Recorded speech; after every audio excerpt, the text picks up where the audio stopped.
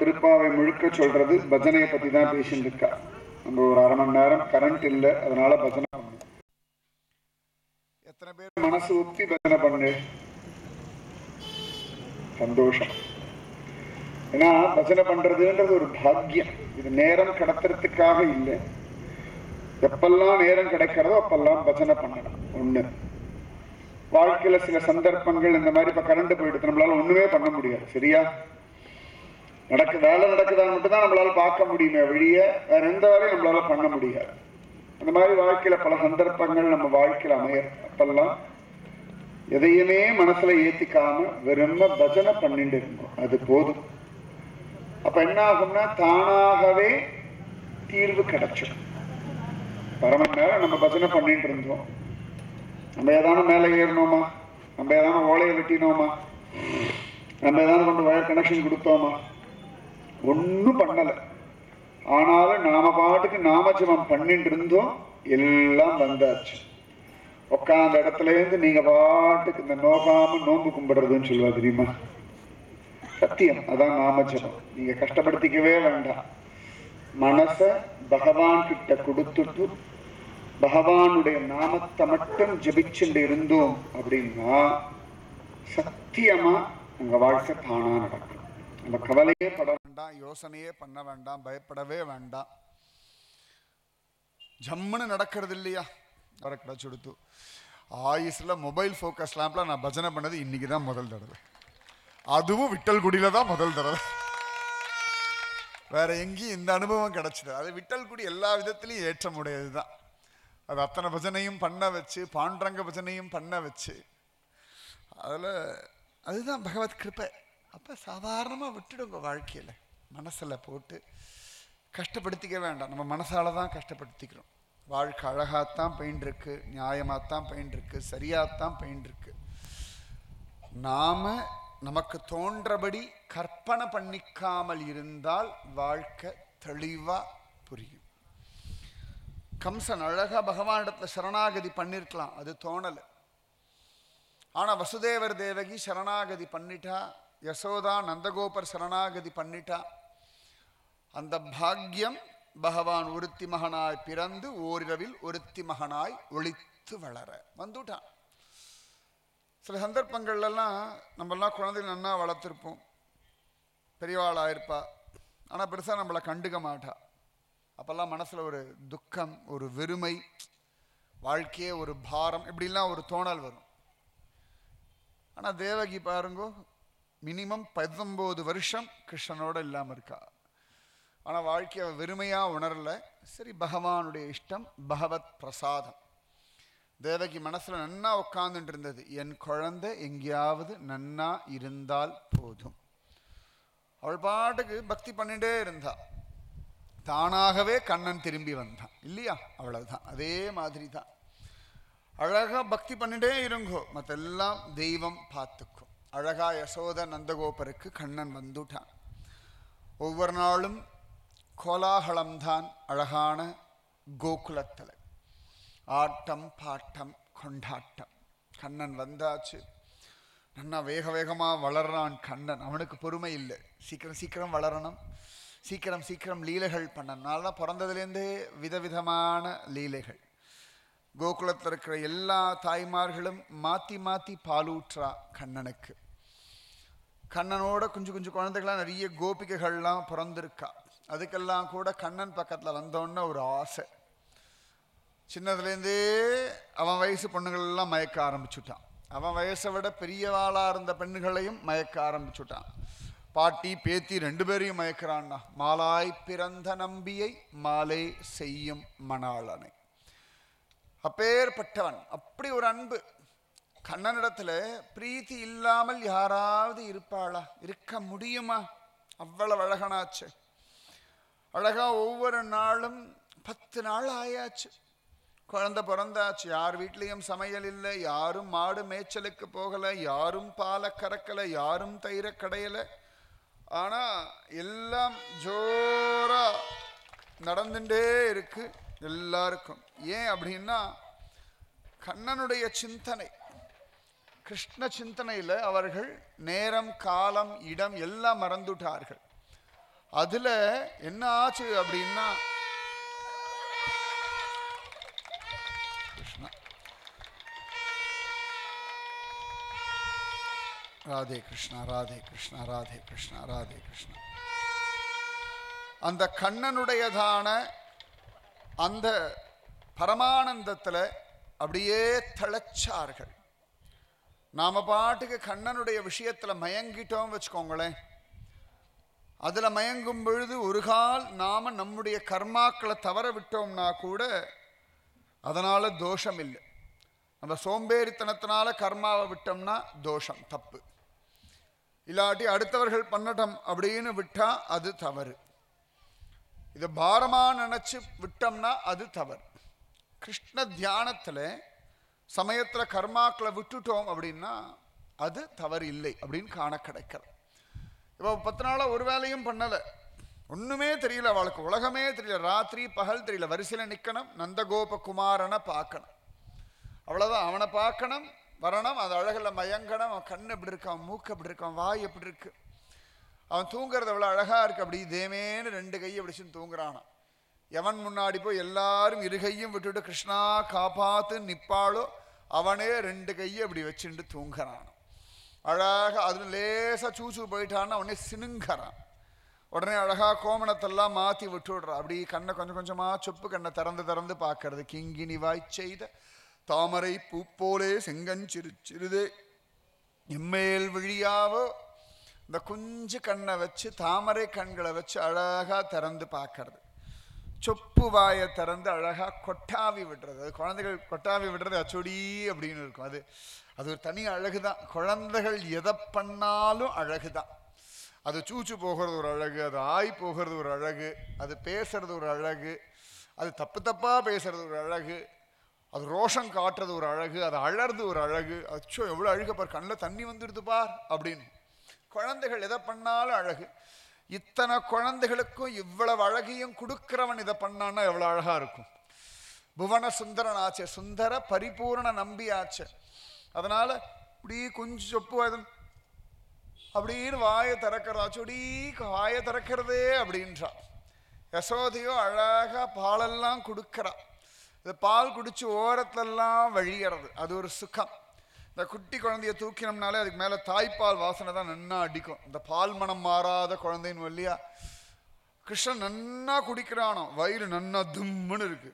அரை மணி நேரத்தை பார்த்தா வயிறு காலியா இருக்கு. எங்கே தான் போகிறதுனே இதில் அத்தனையும் ஜீரணம் ஆகிறதா. ஏன்னா பிரளய காலத்தில் சகல லோகத்தையும் முழுங்கின ஒருவனாச்சே. இப்போ யசோதை கொடுக்கிற பால் ஊரில் இருக்கவா எல்லாரும் பால் கொடுக்க கொடுக்க ஜம்முன்னு குடிச்சுன்னு இருக்கான். பலராமர் பார்த்தார், இவன் வந்ததுக்கப்புறம் நம்மளை யாரும் கண்டுக்கவே மாட்டேங்கிறா. அது வரைக்கும் பலராமா பலராமா பலராமான்னு, பலராமன்னு பேர் கிடையாது, ரோஹிணி குட்டா எப்படி வாயில் வரதெல்லாம் சொல்லுவா. செம்பர் கழடி செல்வா பலதேவா அப்படின்னு. முன்னாடிலாம் பலதேவன் சமத்தா தூங்கிட்டு இருந்தான் பலராமன். இவன் வந்ததுக்கு அப்புறம் அவனும் ராத்திரி தூங்க மாட்டேங்கிறான், இவனும் தூங்க மாட்டேங்கிறான். இவன் தூங்கினா அவன் தூங்குறான், இவன் எழுந்தா அவன் எழுந்துக்கிறான். 2 குழந்தை ஒரே சமயத்தில் வீல் வீல்னு அழுதா, 2 குழந்தை ஒரே சமயத்தில் நன்னா சிரிச்சுட்டு இருந்தா என்ன பண்ண முடியும்? நந்தகோபர் கேட்கிறார், அடி யசோதை வீட்டில் வேலையெல்லாம் இருக்கு அப்படின்னார். நந்தகோபர் சிரிச்சார், அழகா சொல்லிட்டு. யசோதை சிரிச்சா, என்னமோ நீங்க டெய்லி மாடு மேய்க்க போற மாதிரி தான், என்ன மட்டும் வீட்டில் வேலை இருக்கு வேலை இருக்கு வேலை இருக்குன்னு சொல்றேளே அப்படின்றா. இப்படியே அவ வாழ்க்கை அப்படியே வாழ்க்கையே மாறி போயிடுச்சு. ஏன்னா கிருஷ்ணன் வந்தாச்சு இல்லையா, கண்ணன் வந்தாச்சு அப்படின்னாலே நம்ம வாழ்க்கையில தானாகவே ஒரு மாற்றம் வந்துடும். அது எப்படிப்பட்ட மாற்றம் நம்ம யாரும் கணிக்கவே முடியாது. மனசுல ஒரு சமாதானம், ஒரு நிம்மதி அப்படி நிறைஞ்சிருக்கும் மனசு. அப்பாடாண்டு அனாவசியமா யார்கிட்டையும் பேச தோணாது. ஆனால் பல சந்தர்ப்பங்கள் நம்ம அனாவசியமாக தானே பேசிட்டு இருக்கோம். பல வார்த்தைகள் பல காரியங்கள் அனாவசியமாக தான் பண்ணிட்டு இருக்கோம். நம்ம வாழ்க்கைக்கு வசந்து வரத்துக்கான காரியங்களை விட அனாவசியமான காரியங்கள், அனாவசியமான பேச்சுக்கள், இதெல்லாம் தான் நிறைய பண்ணிட்டு இருக்கோம். அனாவசியமான சிந்தனைகள், இது எல்லாம் மாறி போயிடுத்து ஒரே கிருஷ்ண ஸ்மரணம் தான் அத்தான பேருக்கும். பொழுது விடியறது பொழுது முடியறது எல்லாமே கிருஷ்ணன் கண்ணை திறக்கிறது, கிருஷ்ணன் விளையாடுறது, எல்லாம் 10 நாளுக்குள்ள தான் இருக்கு. அப்புறம் யாரோ ஒருத்தர் ஞாபகப்படுத்தினார் நந்தகோபுரிடத்துல, கம்சனுக்கு போய் சொல்லணும், மாசம் மாசம் கொடுக்க வேண்டிய கப்பம் எல்லாம் இருக்கு, போய் தயிர் பால் வெண்ணெய் எல்லாம் கொடுக்கணும், குழந்தை பிறந்திருக்குன்னு மகாராஜாவுக்கு சொல்லணும், அதுதான் மரியாதைன்னு உடனே அழகா நந்தகோபர் ஜம்முன்னு கிளம்புறாராம். என்னமோ தெரியல, முதல் தடவையா நந்தகோகுலத்துக்கு காவல்காரன்லாம் நியமிச்சுட்டு போறார். அவருக்கு என்னமோ ஒரு மனசுல ஒரு ஜாக்கிரதை வந்துடுத்தான். இப்போ நம்ம வீட்டிலேயே குழந்தைகள் இல்லை வச்சுக்கோங்களேன், நம்ம பாட்டு வீட்டை பூட்டிட்டு போவோம் வருவோம். அதை வீட்டில் ஒரு கை குழந்தை இருக்குது அப்படின்னா கை குழந்தைய விட்டுவிட்டு தனியாக போக மாட்டோம். ஒரு 5-6 பேர் நீங்கள் பார்த்துக்கோங்க, அவகிட்ட சொல்லியிருக்கேன். அப்போ நமக்கே தெரியாமல் ஒரு ஜாக்கிரதை வந்துடும். நந்தகோபர் இப்போ ரொம்ப ஜாக்கிரதை ஆகிட்டாராம். எல்லாருக்கும் அதிசயமாக இருக்கு, நந்தகோபர் எதுக்கு திடீர்னு கோகுலத்துக்கெல்லாம் காவல்காரன்லாம் போடுறார். அன்னிலேருந்து ஸ்பெஷல் போஸ்டிங்லாம் போட்டுவிட்டாலாம். மார்னிங் ஷிஃப்ட்டு, மத்தியான ஷிஃப்ட்டு, நைட் ஷிஃப்ட்டு அப்படின்னு எல்லாரும் நீ நானும் போட்டி போண்டு வராளாம். நந்தகோபர் திருமாளிகை வீட்டு வாசல்ல வேலைக்காரனா காவல்காரனா இருந்தா அப்பப்ப கண்ணனை போய் பார்க்கலாம் இல்லையா? அதானே பரம சுகம். இன்னைக்கு ஆழ்வார்த்து நகரி அங்கெல்லாம் பார்க்கலாம். அங்கே உள்ள வேலை செய்கிறவாள்லாம் ரொம்ப திமிரா இருப்பா. போ ஓடுறது போ, அங்கே நில்லு, 10 மணிக்கு தான் அப்படின்வா. நம்ம கோபமாக வரும். என்னைக்காவது ஒரு நாள் போகிறோம் நமக்கே கோபம் வருதுன்னா. டெய்லி அங்கேயே இருந்து ஆழ்வாரை பார்த்துட்டு இருக்கார்கள், ஆதிநாதரை பார்த்துட்டு இருக்கான்னு அவளுக்கு தெரியாதா? அது ஒரு சுகம் தானே, அது ஒரு ஏற்றம். அதனால தானே ஆண்டாள் திருப்பாவையில் நந்தகோபர் வீட்டு வாசலருக்கு காவல்காரன் வரைக்கும் கைகூப்பி தொழறா. நாயகனாய் நின்ற நந்தகோபனுடைய கோயில் காப்பானே, கொடி தோன்றும் தோரணவாயில் காப்பானே, மணிக்கதவம் தாழ் திறவாய். நீ கிருப பண்ணாதான் நான் போய் பெருமாளை சேவிக்க முடியும்ன்றா. இந்த திருப்பதியில் ஜரகண்டி சொல்கிறவாளை பார்த்தா நமக்கு அப்படியே பொத்துண்டு ஒரு ராட்சசா மாதிரியே தோணும். இப்போதானே வந்தோம், நம்மளை பிடிச்சி தள்ளுறாளே, கொஞ்சம் கூட மனிதாபிமானமே இல்லை. நான் சுவாமியை இன்னும் ஒழுங்காக பார்க்காது உங்கள் குத்தம், அவா குத்தமா? எல்லாத்தையும் பராக் பார்த்துட்டு பக்கத்துக்கு வாழலாம் கையை பிடிச்சி நன்னா பாரு அப்படின்னு நீங்கள் பாட்டு எல்லாத்தையும் விட்டு அவனை பார்த்தா மற்றவா தானா பார்த்துக்க போகிறான். அதை தவிர நம்ம பார்க்கணும்னு அவசியம் இல்லை, அவன் நம்மளை பார்த்தா போதுமே. அவன் நம்மளை பார்க்கறது தானே, நம்ம பார்த்து என்ன ஆக போகிறது? நம்ம மனசுக்கு நம்ம பார்த்துட்டோம்னு ஒரு சமாதானமே ஒழிய அவன் நம்மளை பார்க்குற அந்த ஒரு பார்வையில் தான் எல்லாம் மாறுறது. பார்வை ஒன்றே போதுமே. 9 திருப்பதி கருட சேவை வர்றது, எல்லா சுவாமியும் ஒரே மாதிரி தான் இருக்கார். நமக்கு என்ன சுவாமின்னு தெரியுதா? கீழே போர்டு எழுதி மாட்டிருக்காளோ அவர் தான் அப்படின்னு சொல்லிட்டு இருக்கோம். டக்குன்னு எல்லாரும் கண்ணை கட்டிட்டு கீழே இருக்க போர்டெல்லாம் மறைச்சிட்டு என்ன சாமி சொல்லு அப்படின்னா சத்தியமாக தோத்து போயிடும். அதே அந்தந்த ஊருக்காராளுக்கு தெரியுது எங்கள் ஊர் சாமி அப்படின்னு கண்டுபிடிச்சிருவா. ஆனால் அந்த மூர்த்தி மேலே அப்படி ஒரு அபிமானம், தியானம். அந்த ஜரகண்டி சொல்கிறவா கிட்ட நம்ம கோச்சிக்கவே படாது. பகவான் அவர்கள் அவன் முன்னாடி நிற்க வச்சு என் வேலைக்காரன் என்னை பார்க்குறவெல்லாம் இழுத்து போடு, நீ கவலையே படாத, ஏன்னா அவர்களை நான் பார்த்துட்டேன், அவர்களுக்கு வேண்டிய கிருபையை நான் பண்ணிட்டேன். நினச்சி பாருங்களேன், ஒரு நாளைக்கு 10,000-20,000 பேர் சுவாமியை தரிசனம் பண்ணணும். ஒரு 24 மணி நேரத்துக்குள்ளே நான் எத்தனை வேகமாக பார்க்கணும், எத்தனை வேகம்.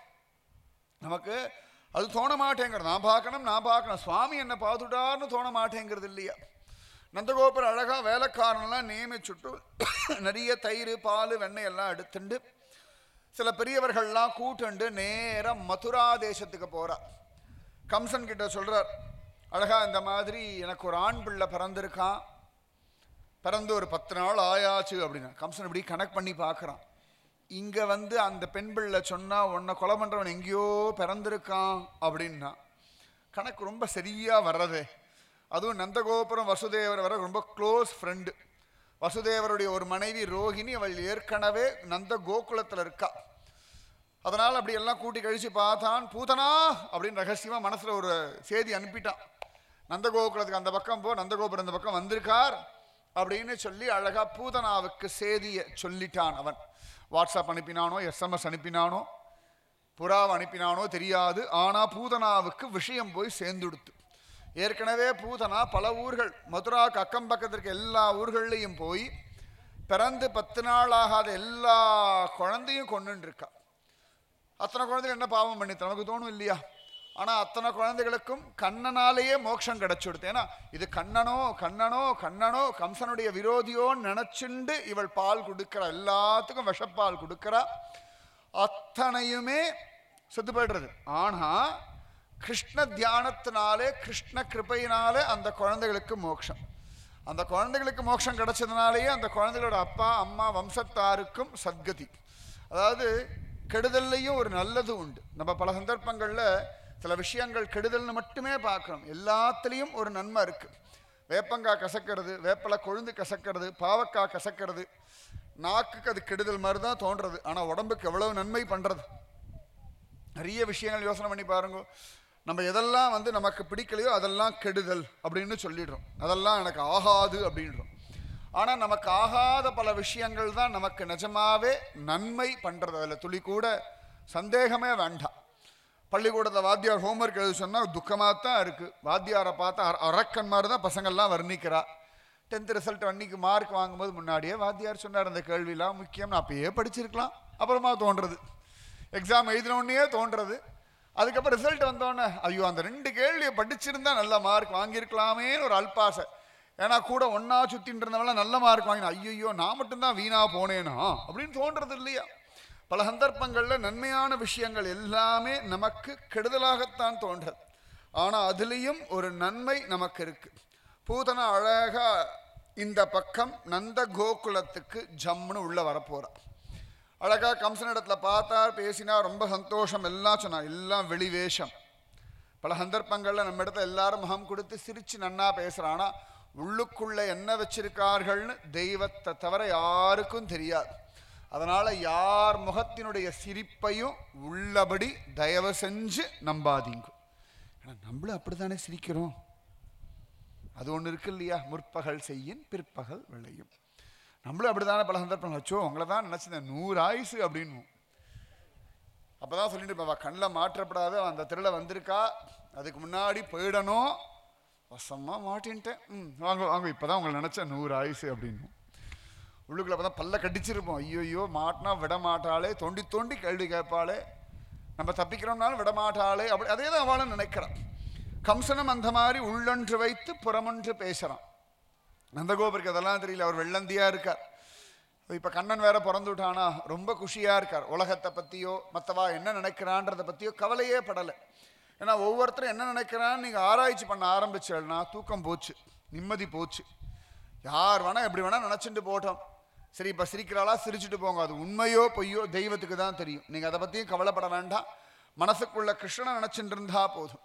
அழகா நந்தகோபர் கம்சனை பார்த்துட்டு நேராக வசுதேவரை பார்க்க வர. வசுதேவர் தேவகிக்கு நந்தகோபரை பார்த்தோன்னே பரம சந்தோஷம். அழகாக ரிலீஸ் பண்ணி விட்டுட்டான். ஆனால் வெளியில் எங்கேயும் போகல, வீட்டில் தான் இருக்காவா. ஏற்கனவே ஒரு 8 வருஷம் ஜெயிலில் இருந்தாச்சு கல்யாணத்துலேருந்து கண்ணன் பிறக்கிற வரைக்கும். அப்படி பார்க்குறா. நந்தகோபர் வந்துடனே வசுதேவர் தேவிக்கும் ஒருத்தர் பார்த்துக்கிறா. 2 பேருக்கும் தெரியும் இவரிடத்துல தான் குழந்தை இருக்கு. எவ்வளோ கஷ்டம் நினச்சி பாருங்க. இவர் குழந்தை அது அங்கே இருக்கிறது, அவர் குழந்தைய அவருக்கு கொண்டு வந்துவிட்டார். நந்தகோபர் வந்து பேசுகிறார் வசுதேவர்கிட்ட. 2 பேரும் ரொம்ப நல்ல நெருங்கின தோழர்களா, ஆத்ம பந்துக்கள் மாதிரி. வசுதேவரை பார்த்து சொல்கிறார், என்னத்த சொல்லுவேன், 7 குழந்தைய 6 குழந்தைய இழந்துட்டேள், 7வது குழந்தையும் காணாமல் போச்சு. காணாமல் போன 7வது குழந்தை தான் பலராமன் அவருக்கு தெரியல, அவ்வளவு தூரம் வெள்ளந்தியாக இருக்கார். 7வது குழந்தையும் காணாமல் போச்சு. 8வதா பிறந்த பெண் குழந்தையும் ஆகாசத்தில் மறைஞ்சுடுத்து அப்படின்றார். நந்தகோபுரம் அப்படி பார்க்குறார் வசுதேவர், போனது உன் குழந்தைப்பா, என் குழந்தை இல்லை. ஆனால் சொல்லலையாம். உடனே வசுதேவர் சொன்னார், சரி எல்லாம் பகவத் சங்கல்பம். உடனே தேவகி கேட்குறா, யசோதை எப்படி இருக்கா? யசோதைக்கு பிள்ளை பிறந்திருக்கான்னு கேள்விப்பட்டேன் அப்படின்றா. இவ பெத்த குழந்தை அர்த்தராத்திரி கொண்டு விட்டுருக்கா, 10 நாளைக்கு முன்னாடி தான் கொண்டு விட்டுருக்கா. இவளுக்கும் தெரியும், வசுதேவருக்கும் நன்னா தெரியும். ஆனால் அத்தனை அழகா எப்படி இருக்கான்னா நன்னா பிறந்திருக்கான். உங்களை மாதிரி உத்தமர்கள்லாம் எங்கள் கூட இருக்கும்போது எங்களுக்கு என்ன கவலை, ஜம்மன இருக்கான். ஆணொப்பார் இவன் நேரில்லை கான் திருவோணத்தான் உலகாளும் என்பார்களேன்னு ரொம்ப நன்னா இருக்கான். இந்த கண்ணு எப்படி இருக்கு தெரியுமா? பிள்ளையோட கையை பார்க்கணும், காலை பார்க்கணும், செங்கனி வாயை பார்க்கணும். நன்னா கண்ணகரேன்னு இருக்கான். நல்ல சுருட்டையா முகம், ஜம்முன்னு இருக்கு, முடியெல்லாம் வச்சுட்டு இருக்கான். சில பேர் சொல்றா என் ஜாடன்னு சொல்றா, சில பேர் சொல்றா யசோத ஜாடன்னு சொல்றான்னு. வசுதேவர் தேவகி அமைதியா சிரிச்சா.